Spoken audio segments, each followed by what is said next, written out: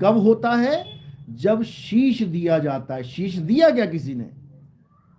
कबीर साहब की वाणी तो समझ में आ गई, कीट न जाने भृंग को गुरु कर ले आप समान। उससे पहले कुछ और भी तो बोला है, गुरु को कीजे दंडवत कोटि कोटि प्रणाम, कीट न जाने भृंग को गुरु कर ले आप समान, ये बोला है। शीश दिए जो गुरु मिले तो भी सस्ता जान। अब शीश मांग के देखे किसी से, देखो कैसे गालियां देगा।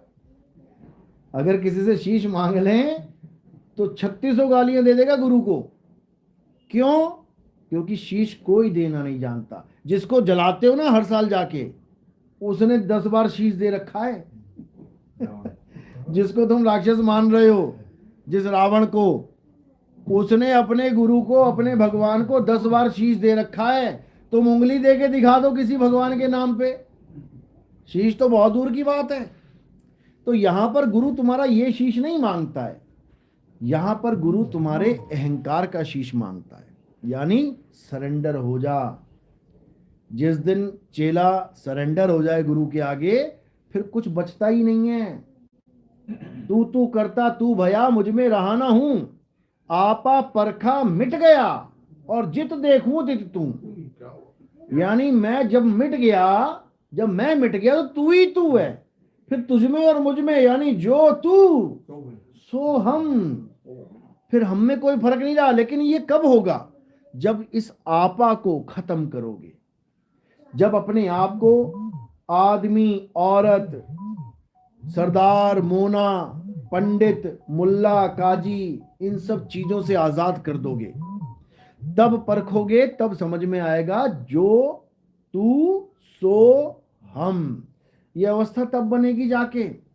ये बातों से नहीं बनेगी कि हमारे सत्संग सुने किसी ने और अपना YouTube चैनल बना के गुरुजी बन गया। 84 में पूंछ लगेगी, पीछे मक्खियां उड़ानी पड़ेंगी पूंछ से, तब समझ में आएगा कि क्या होता है ये 84 का खेल। अभी नहीं समझ में आ रहा है। अभी तो लग रहा है कि मेरी फोटो आ गई YouTube पे। उसको ये भी नहीं पता कि ये तेरी फोटो है भी कि नहीं। उसको ये भी नहीं पता कि जिस फोटो को तू डाल रहा है वो तू है भी कि नहीं। क्यों? क्योंकि स्वरूप ज्ञान नहीं है। स्वरूप ज्ञान नहीं है। जो अपनी फोटो को देख के इतरा रहा है ना, उसको स्वरूप ज्ञान नहीं है। वो उलझ गया उस फोटो में। यानी वो किससे प्रेम कर बैठा? वो उस शरीर से प्रेम कर बैठा जो उसका नहीं है, उसका स्वरूप नहीं है। किसका है ये? देव निरंजन सकल शरीरा। उसने बाकी शरीरों को हटा के एक से मोह कर लिया, ये है, ये हूं मैं। फंस गया, फंस गया।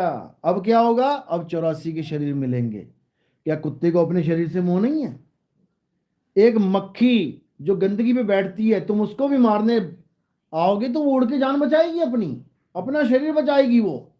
यानी एक मक्खी में और तुम में कोई फर्क नहीं रहेगा जब तक अपने स्वरूप का ज्ञान नहीं प्राप्त कर ले। अब अपना स्वरूप जान लिया ना, उसके बाद कोई फोटो तुम्हें विचलित नहीं कर सकती। तुम 1000 फोटो लगाओगे तब भी तुम नहीं मान पाओगे कि ये मैं ही हूं। जैसे हमारी मजबूरी है, गुरुपद पे बैठे हमें फोटो लगानी पड़ती है, लोगों को बताना पड़ता है भैया ये ज्ञान कौन सी गाड़ी में से निकल रहा है, ये गाड़ी है कौन से स्पीकर में से निकल रहा है, बताना पड़ेगा। हमें मजबूरी है हमारी। लेकिन हमारा ही चेला फोटो लगा के घूम रहा है, इसका मतलब चेला समझ नहीं पाया गुरु के ज्ञान को। अरे हमने जब सत्संग शुरू किए 2 साल हमने कभी ना शक्ल दिखाई किसी को। 2018 से शुरू किए ना, 2020 में पहली वीडियो आई होगी मेरी, वो भी किसी भगत ने बना दी होगी, क्योंकि नाम दीक्षा देते हुए किसी ने बना ली होगी। नहीं तो हमारा कोई रोल ही नहीं है शरीरों का।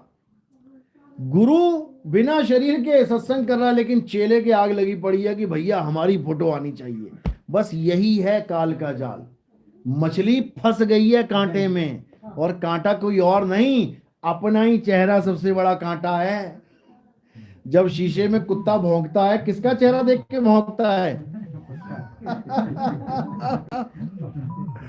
उसकी मौत का कारण उसका अपना चेहरा बन जाता है। समझ लो, किसी और का चेहरा नहीं उसको मारेगा, वो अपना ही चेहरा देख देख के मर जाता है, भौंक भौंक के। तो जो भी बंदा अपनी वीडियो, अपनी फोटो डाल के और सोच रहा है मैं तो बड़ा स्मार्ट दिख रहा हूं ऐसे वैसे, बेटा तू गया 84 में, भूल जा, अब निकलेगा तू। क्योंकि अभी भी नहीं निकल पाया अगर स्वरूप ज्ञान का सत्संग सुन के, तो भूल जा कि निकल जाएगा। समझ लो। इसीलिए साहिब ने कहा ना कि जैसे स्वान कांच मंदिर में, अरे भरमते भूख मरे हो, और कहे कबीर और नलनी के सुगना तोहे कौन पकड़े हो। कि अगर तुझे स्वरूप ज्ञान हो गया तो तुझे अपना शरीर भी नहीं रोक पाएगा, ये भी खत्म हो रहा होगा और तू इसको छोड़ के निकलने की तैयारी कर रहा होगा। नहीं तो सबसे बड़ा कांटा यही है, जीव को फंसाने का सबसे बड़ा कांटा अपना ही शरीर है, और इसके बाद जो तुम्हारी माँ बाप बच्चे परिवार, ये अलग अलग कांटे लगे हुए हैं। ये इसलिए लगे हैं, इससे तो निकलना नामुमकिन है बिना गुरु के। लेकिन अगर कोई इससे निकलने की भी कोशिश करे तो और लगा रखे हैं, माँ बाप भाई बहन। बंदा जा रहा है घर बार छोड़ के, मैं चला जाऊंगा, छोड़ दूंगा घर। किसी ने कहा रे तेरी माँ बीमार है, मरने वाली है, चलो भागा जा रहा है। माँ का मोह, बच्चों का मोह, समझ रहे हो, यही कांटे हैं। लेकिन जीव को समझ में नहीं आ रहा है और फंसता चला जा रहा है। तो कबीर साहब ने क्या बोला, ठीक है एक परिवार होना चाहिए। क्यों? क्योंकि उससे तुम्हारा जीवन थोड़ा सा इजी हो जाता है। तुम्हारे कपड़े धोने के लिए तुम्हारे पास टाइम नहीं है, बाहर काम कर रहे हो, तो क्या करते हैं, शादी कर लेते हैं, आएगी कपड़े धोती रहेगी, खाना खिलाएगी बनाएगी, यानी तुम्हारा जीवन थोड़ा सा आसान हो गया। माँ बाप भाई बहन सारे परिवार में एक बंदा बीमार हो गया, दो बीमार हो गए, बाकी थोड़ा हेल्प कर रहे हैं, इससे ज्यादा और कुछ नहीं है। कोई ये मत सोच लेना कि ये मेरी माँ ही है, ये बच्चे मेरे भाई ही हैं, ये मेरी नानी ही है। कोई किसी का भाई नानी मामी कुछ नहीं है, ये सब मालिक के जीव हैं अपने अपने कर्मों के अनुसार। कोई एक परिवार में आ गया, कोई पड़ोस में आ गया परेशान करने के लिए, तुमने परेशान किया था, आ गया पड़ोस में, करता हूं बेटा ठीक तुझे, तो सारा हिसाब किताब अपना पूरा करेगा और उसके बाद निकल लेगा। सेम यही बेटे और बाप का खेल है, एक लेवा एक देवा दूतम, और कोई किसी का पिता ना पूतम। अखबार देख लो, टीवी में देख लो, मोबाइल पे लिख लो कि पिता ने पुत्र का कत्ल किया, तुम्हारे सामने 36 स्टोरियां आ जाएंगी। तुम एक बार यूट्यूब पे लिख दो पुत्र ने पिता का कत्ल किया, फिर देखो तुम्हारे पास लाइन लग जाएगी। तो भैया फिर रिश्ता कहाँ है, कौन सा रिश्ता, कैसा रिश्ता, ये तो कातिल है एक दूसरे के, ये तो कातिल हैं, ये पिता पुत्र कहाँ हैं। लेकिन ये सब होता है केवल माया के कारण, सारे नहीं मार रहे हैं, माया का खेल है, पिछले जन्मों का खेल है, कब किसने क्या किया है। क्योंकि हम तो इस जन्म को देख रहे हैं ना, कोई महात्मा है कोई साधु है, हम तो इस जन्म में देख रहे हैं ना, बचपन से साधु है जी, बहुत बचपन से महात्मा है, पिछले जन्मों में क्या करके आया है तुम सोच भी नहीं सकते। जा रहा है सत्संग में, ट्रक आया, दोनों पैर कुचल गया। अब तुम कह रहे हो यार सारी उम्र हो गई इसको, ये साधु बाबा को भक्ति करते हुए, अरे यार बड़ी दुर्गति होगी इसकी, तो इसके तो दोनों पैर कट गए। क्यों? क्योंकि तुम्हारी बुद्धि केवल इस जन्म तक चल रही है, तुम केवल इस जन्म को देख रहे हो। लेकिन जो प्रकृति है वो जन्मों जन्मों का हिसाब लेके बैठी है, वो देख रही है कि ये पिछले जन्म में क्या था, ये एक राजा था, क्या किया इसने, एक आदमी आया और उसको गलत फैसला करवा के उसके दोनों पैर कटवा दिए। अब बेटा पैर कटवाए हैं तो फिर कटेंगे, बस यही प्रकृति का नियम है, जो करोगे सो भरोगे, समझ लो। और सबसे बड़ी दुविधा यह है कि हमारे धर्म में जितने भी देवी देवता या जितनी भी हम कहानियां सुनते हैं, कोई महाभारत की कोई रामायण की, ये सब के सब श्रापित हैं, ये श्रापित हैं, श्राप खा खा के आके स्टोरियां बना के गए हैं यहाँ पे। जितने भी तुम देखोगे किसी ना किसी को श्राप जरूर लगा हुआ होगा। आप देखो खोजो, अगर राम जी का भी जन्म हो रहा है तो श्राप के कारण, सीता जी का जन्म हो रहा है वनवास हो रहा है श्राप के कारण, कृष्ण जी के पैर में तीर लग रहा है श्राप के कारण, भीष्म पितामह को इतने कष्ट झेलने पड़ रहे हैं श्राप के कारण।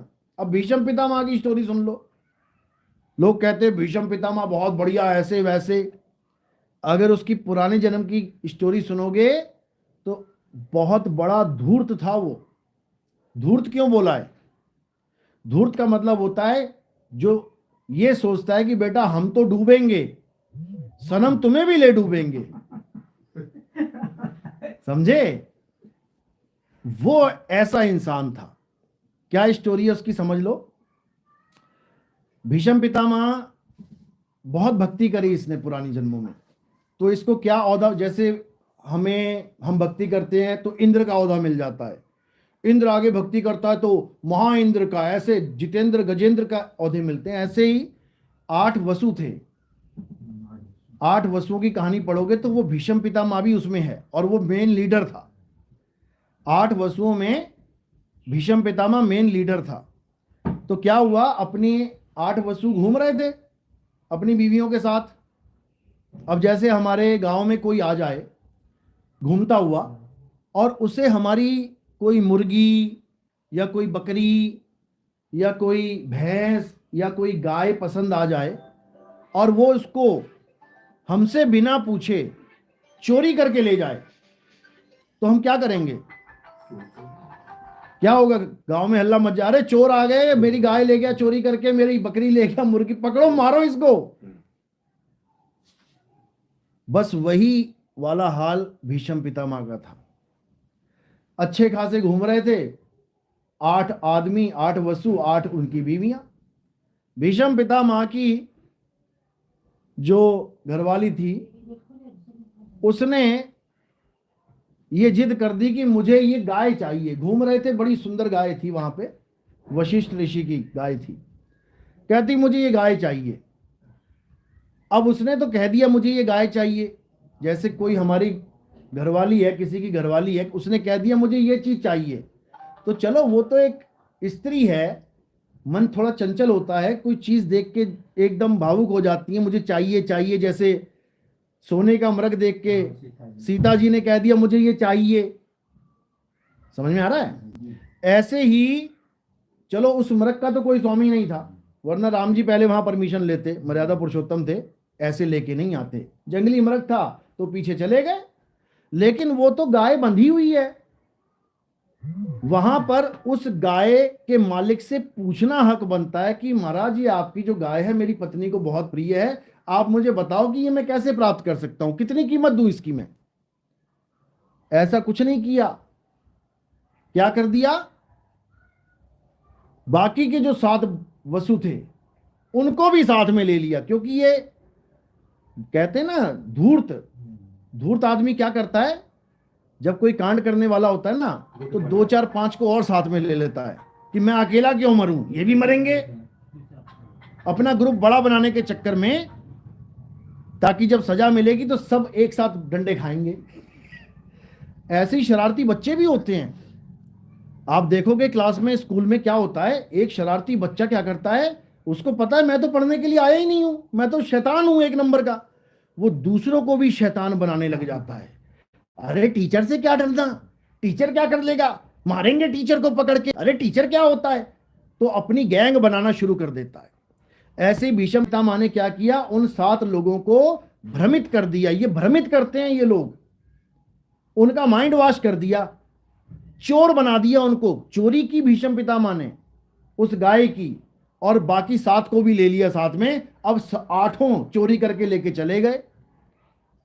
अब क्या हुआ, अब जब वशिष्ठ जी को पता लगा कि मेरी गाय चोरी कर ली इन लोगों ने, ये तो चोर हैं 1 नंबर के इन्होंने श्राप दे दिया कि जाओ बेटा, बहुत ऐश कर ली स्वर्ग में, अब सड़ो जाके मृत्यु लोक में और महाकष्ट पाओ। अब जब ये खबर वहां पहुंची, अब थर थर कांपे सारे, क्योंकि चोर चोरी तो कर लेता है लेकिन जब सजा मिलती है ना तब बेचारे की हालत खराब होती है। अब भागे, फिर भागे, बचाओ गुरुजी, छोड़ दो, क्षमा करो। 8 के 8 पहुंचे, तब क्या हुआ, माफी मांगने लगे। तो गुरु होता है भाई, उसने कहा, उसने दिव्य दृष्टि से देख लिया कि यार ये 7 लोग तो निर्दोष हैं, क्योंकि असली कीड़ा तो ये है, इस कीड़े को ठीक करना है, इन लोगों को माफ कर देते हैं, लेकिन श्राप दिया ले नहीं सकता वापस।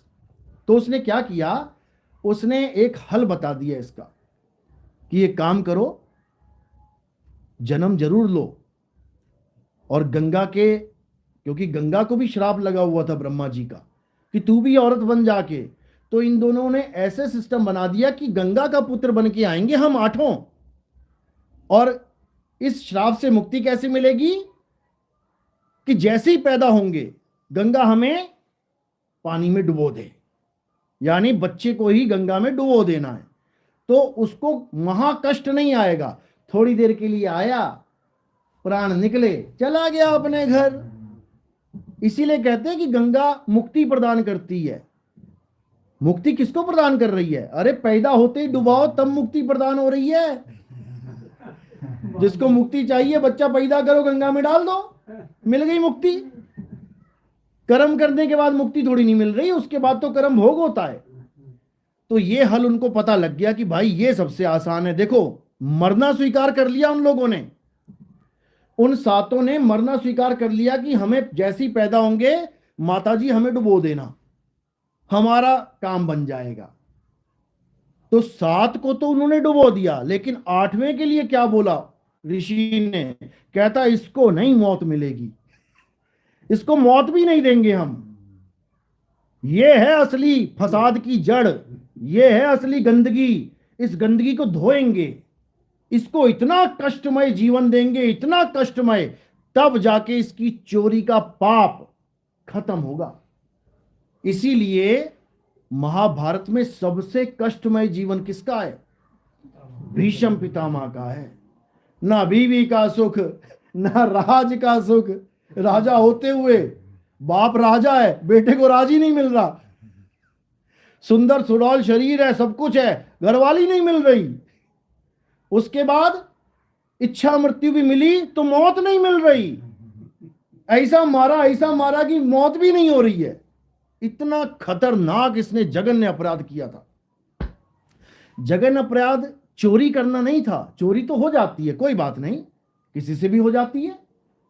जघन्य अपराध क्या है? दूसरों को भरमाना, ये जघन्य अपराध है। कबीर साहब ने भी ये बोला है कि तूने जाना है तू जा, तूने डूबना है तू डूब, लेकिन जो किसी और जीव की बर्बादी का कारण बनता है फिर बेटा परमात्मा का दोषी होता है वो, क्योंकि परमात्मा के बच्चों को बर्बाद कर रहा है। अब तेरा किसी और से झगड़ा नहीं, अब परमात्मा से झगड़ा है। ये है असली कहानी भीष्म पितामह की। तो क्या हुआ, 7 बच्चे, तो क्योंकि शांतनु के साथ जो हुआ, शादी हुई, तो गंगा माता ने क्या बोला कि मैं जो कुछ भी करूंगी तुम बस देखते रहना, तुम टोकना मत। जिस दिन तुमने मुझे टोक दिया मैं छोड़ के चली जाऊंगी तुम्हें। तो शादी हो गई जी। अब क्या हुआ, पहला बच्चा हुआ, जाके गंगा डाल रही है उसको पानी में, वो देख रहा है पीछे से, अरे भाई ये क्या है। पहला बच्चा गया पानी में, दूसरा बच्चा पैदा हुआ वो भी गया पानी में, तीसरा बच्चा वो भी गया पानी में। 7 बच्चे पानी में जब चले गए तब पिता से रहा नहीं गया। अब ऐसा नहीं है कि वो 8वां बड़ा प्यारा है और पहला प्यारा नहीं था, ये उसकी करनी का फल भुगतान करवाना था। तो काल भगवान ने क्या किया, शांतनु के अंदर खलबली मचा दी, इसको रोक, क्यों, ये असली दोषी है, इसको सजा मिलेगी। तब उसने जाके गंगा के आगे खड़ा हो गया, कहता भाई ये क्या कर रही है तू, 7 बच्चे डुबो दिए मेरे, इसको नहीं डुबोने दूंगा मैं, बता क्यों डुबो रही है। तो उसने बता के चली गई, तो वो रह गया हाथ में। अब जब बता के चली गई तो पिता ने क्या किया, अब पिता को पता लग गया कि भैया ये तो बहुत खतरनाक खेल हो रहा है, उसको इच्छा मृत्यु का वरदान दे डाला। भीष्म पितामह को उसी के पिता ने इच्छा मृत्यु का वरदान दिया था। वो वरदान भी उसके लिए मुसीबत की जड़ बन गया था, क्योंकि अगर वो वरदान ना होता उसके पास, अगर वो वरदान ना होता उसके पास, तो वो कभी अपने गुरु से जंग नहीं लड़ता। वो अपने गुरु से भिड़ गया इस चक्कर में कि मेरे बाप ने मुझे वरदान दे रखा इच्छा मृत्यु का, ये गुरु क्या करेगा। और वो समझ नहीं पाया कि जिसको तू द्वारिकाधीश कृष्ण जी कर रहा है वो उसी का रूप है। वही कृष्ण है सामने गुरुजी बन के खड़ा है तेरे। जिसको अपने 100 जन्म याद थे वो ये नहीं याद कर पाया कि ये कौन है। समझ लो, यानी उसका वरदान उसके लिए अभिशाप बन गया। वो अपने गुरु से ही भिड़ गया। अगर उसको ये वरदान ना होता, उसकी हिम्मत नहीं थी कि अपने गुरु से भिड़ता, तो उसका भी फल मिला, उसे गुरु से भिड़ने का भी फल मिला। क्यों? क्योंकि उसने जो 101 जन्म में पहले जिस सांप को फेंका था झाड़ियों में, इस प्रकृति ने 100 जन्म तक उसका कोई हिसाब नहीं दिया, उससे हिसाब नहीं लिया। और 100 छोड़ो, हजारों जन्म उससे लेती ही ना, क्या पता कई लोग मर जाते हैं पैरों के नीचे आके। लेकिन जब उसने गुरु से पंगा ले लिया और गुरु को हराने के लिए अपने वरदान का गलत यूज करने लग गया, तब उसका हिसाब किताब चालू हो गया। तब उसका हिसाब किताब चालू। अब उससे जो गलतियों से भी गलतियां हुई थी, अब उसका हिसाब देना पड़ा। अब उस सांप का हिसाब ऐसा देना पड़ा कि मार मार के छेद कर दिए उसके। मौत को तरसता रहा कि मौत आ जाए। मौत भी नहीं आएगी, वरदान मिला हुआ है कि जब तक तू खुद नहीं चाहेगा, यानी तू ही अपनी मौत का कारण बन। जो तू अहंकार में डूबा है कि मुझे कोई नहीं मार सकता, बेटा तुझसे ही तुझे मरवाएंगे। ये खतरनाक माया है। ये बड़े बड़ों के हवा निकाल देती है, धुरंधर है ये, समझ लो। मेरे पास एक ऐसी गन है, इस गन के सामने कोई नहीं टिक सकता। बेटा इसी गन से तू अपना कत्ल करेगा। और लोग सोच रहे हैं भीष्म पितामह बहुत बड़ी हस्ती है। अरे वो श्रापित है, श्रापित। और सबसे बड़ा श्राप है कि वो दूसरों को भ्रमित करता है, वो दूसरों के कान भरता है। उसका काम ही यही है कि दूसरों को बेवकूफ बनाना और दूसरों को दोजक में पापी बना के खड़ा कर देना। यही उसका काम है। पहचानना है उसको और उससे दूर हो जाना है, नहीं तो बाकियों की भी हालत खराब हो जाएगी। फिर मर मर के मुक्ति लेनी पड़ेगी जैसे बाकी साथ ने ली। तो इसी को समझना है। यानी हर खेल, हमारा हाथ कट रहा है, हमारी आंखें फूट रही हैं, हमारे सिर पे कुछ टकरा गया, चिथड़े उड़ गए, ऐसा कुछ भी नहीं है इस संसार में जो गलत हो रहा है। पहले इसको समझ लो। कई लोग फोन करते हैं, गुरुजी ऐसे ऐसे हो रहा है, गुरुजी ठीक कर दो। अरे भैया वो ठीक ही हो रहा है, क्योंकि हम और तुम इस जन्म में देख रहे हैं कि क्या हो रहा है। अरे उसके पिछले जन्मों की स्टोरी कौन देखेगा? तुम्हारे लड़के को किसी ने तुम्हारे सामने 5 टुकड़े कर डाले, अब तुम क्या करोगे? तुम श्राप दोगे, जैसे मेरे बेटे को मारा है भगवान तेरे भी टुकड़े करे। उस जन्म में नहीं हुए टुकड़े, अगला जन्म आया। अब क्या हुआ? बाइक पे जा रहा है और ऐसा टकराया कि 5 टुकड़े, वो चिथड़े उड़ गए उसके। अब कोई देखेगा कहेगा अरे रे, ओहो हो, बहुत बुरा हुआ इसके साथ, बहुत बुरा हुआ। लेकिन जब तुम पुरानी स्टोरी पढ़ोगे ना उसके जीवन की, तो तुम कहोगे भैया बहुत अच्छा हुआ, ये तो पिछले जन्म में ही हो जाना चाहिए था।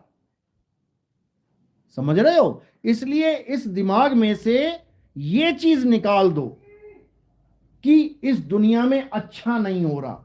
अब तुम कहोगे वहां पे बम फट रहे हैं, ऐसा हो रहा है, ये भी उसी का एक हिस्सा है, क्योंकि तुमने ऐसे काम ही नहीं किए कि तुम्हारे सिर पे फटे। उन लोगों ने ऐसे काम कर रखे हैं कि उनके सिर पे फट रहे हैं। ये प्रकृति सबका अकाउंट चेक कर रही है, समझ लो।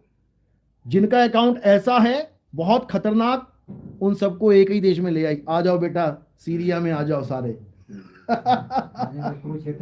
आ जाओ जापान में, आ जाओ हिरोशिमा में, आ जाओ सारे, आ जाओ टोक्यो में, आ जाओ कहीं आ जाओ। उसके बाद जय हो, सब खत्म, खेल खत्म। एक ट्रेन जिसका एक्सीडेंट होने वाला है, सोचो कहां कहां से बुला रही है। भुवनेश्वर वाला है तू भी आ जा, हिमाचल वाला तू भी आ जा, दिल्ली वाला तू भी आ जा, इधर आ जा, सारे ट्रेन में बैठे हैं और ट्रेन के वो चिथड़े उड़ा देगी कि सबका एक ही बार में कांड हो जाएगा। और ये सारा का सारा सिस्टम क्या है? कर्म का फल। इसलिए हमें कर्म बड़े सोच समझ के करने चाहिए, समझ लो। कर्म उतना करो जितना तुम झेल पाओ। अगर तुमने ओवर लोड कर दिया काम तो याद रखना उठाना तुम्हें ही पड़ेगा। समझ लो, 10 किलो की बोरी बनाओगे तो वो तुम ही उठाओगे, और 50 किलो की बना लोगे तो वो भी तुम्हें ही उठानी पड़ेगी। इसलिए अपने हिसाब से कर्म करो ताकि आराम से इस जीवन में भी रहे। सबसे बड़ी बात क्या है कि किसी का भी कोई भी गुरु है, कबीर साहब ने मर्यादा बताई है कि कभी भी तुमने ज्ञान को आधार बना शब्द प्रयोग मत करना, गुरु को कभी गलत मत बोलना। ठीक है, साहब ने बोला एक डाल दो पंछी बैठे, एक गुरु एक चेला, और गुरु की करनी गुरु भरेगा, चेले की करनी चेला, और तू उड़ जा हंस अकेला। इसमें उन्होंने यही समझाया है कि तू अपनी करनी देख, तू गुरु की करनी देखेगा दिक्कत में आ जाएगा, क्योंकि गुरु क्या कर रहा है, क्यों कर रहा है, उसके पीछे क्या गुप्त भेद है तुझे थोड़ी नहीं पता। भाई कोई दुकान खोल के बैठा है, उसके पास 100 ग्राहक, एक महीने में दे दियो, किसी को कह रहा मुझे शाम 3 बजे तक चाहिए, तो भाई जैसा ग्राहक आ रहा है उसके साथ वैसे ही डील करेगा वो, क्योंकि वो जानता है कौन कैसा है। लेकिन जो बाहर का बंदा बैठा वो कहेगा यार ये कैसा आदमी है, किसी को कहता है 1000 दे देना बाद में, किसी को कहता है तू मत दे, ये क्या चक्कर है, क्योंकि तुम्हारी समझ में आएगा ही नहीं। गुरु क्या कर रहा है वो गुरु जानता है, गुरु किसके साथ कैसे डील कर रहा है वो पहचानता है। तुम अपने मतलब से मतलब, काम से मतलब रखो, समझ लो इस बात को। यानी ठीक है यहां सबका हिसाब होगा, चेले का भी गुरु का भी, लेकिन तुम कर्ता मत बनाना, कर्ता कोई और है, हिसाब कोई और करेगा, तुम नहीं करोगे। तो अगर ऐसी कोई दुविधा भी आती है, अगर किसी को गुरु छोड़ना पड़ता है, कोई भी गुरु है, कोई रामपाल जी को छोड़ के आता है मेरे पास, कोई मधु परमहंस जी को छोड़ के आता है, कोई राधा स्वामी को छोड़ के आता है, कोई सतपाल जी को छोड़ के आ रहा है, अगर उन गुरुओं की तुम यहां पे बदनामी करोगे या उनके बारे में अपशब्द बोलोगे तो भैया यहां आने की जरूरत नहीं है। क्यों? क्योंकि जिसके पास 10 साल रहे उसको तुम गलत बोल रहे हो, तो मेरे पास रह के तुम मुझे भी बोलने लग जाओगे। समझो भाई, जो 10 साल तक तुम्हारा गुरु रहा, तुमने उसको नहीं बख्शा, तो तुम 1 साल में मुझे बख्शोगे क्या? ऐसे लोगों को हमारे यहाँ एंट्री ही नहीं है, समझ लो। गुरु को कीजिए दंडवत, चाहे वो कैसा भी गुरु है, पहले दंडवत करो उसको। यानी जिससे तुमने कुछ भी ज्ञान लिया है, अरे उस ज्ञान की तो लाज रख लो, उस ज्ञान की तो लाज रख लो। इतना भी लोग नहीं समझते हैं, और गुरु के बारे में आते हैं फोन कईयों के ऐसे वैसे। अरे ठीक है, ऐसे वैसे जो उसने किया, वो बैठा है ना जेल में, तू क्यों अपने सिर पे भार ले रहा है भाई? तू बता तूने क्या किया, तू अपना चिट्ठा खोल, बचपन से लेके आज तक तूने क्या गलत काम किए, तू रख मेरे सामने, एक भी चेला नहीं रखेगा। यानी कि तुम तो महामंडलेश्वर से भी बड़े बन गए, तुम तो महायोगियों से भी बड़े, तुमने तो कभी कोई गलत काम किया ही नहीं जीवन में। और चिट्ठा खोलने लग जाए ना तुम्हारे गांव जाके पूछने लग जाए, तुम्हारी पूरी जन्म पत्री खोल देंगे 2 मिनट में, कौन क्या करके बैठा है सब पता है। लेकिन अपनी बुराइयां कोई नहीं बताता, दूसरे की बुराइयां दिखाई देती हैं इस इंसान को। और जिसको ये बीमारी लगी है दूसरों की बुराई देखने की, उसका कभी कल्याण नहीं हो सकता। साहिब कह रहे हैं बुरा जो देखन में चला, मुझसे बुरा ना कोई। वो साफ कह रहे हैं कि भैया दूसरे की बुराई मत देख, तू अपना देख, तू कितने पानी में है। तो इसलिए ये बहुत जरूरी है। ठीक है, चलो तो आज का सत्संग यही समाप्त करते हैं। सतनाम सतनाम। और कोई नाम दीक्षा वाले कौन है? हाथ खड़ा करो। प्रथम दीक्षा लेने आए हैं जो, चलो बहुत। कोई दूसरी दीक्षा वाले हैं? ठीक है, बात करो ना। चलो पहले आरती होगी, आरती के बाद नाम दीक्षा होगी। ठीक है, आरती का सामान रेडी करो। बोलिए परमपिता परमात्मा की, सदगुरु बंदी छोड़ कबीर साहिब की, सभी संतों की, सभी भक्तों की, आज के आनंद की, सकल अंश को बंदगी साहिब बंदगी। सतनाम सतनाम। सदगुरु महाराज की जय।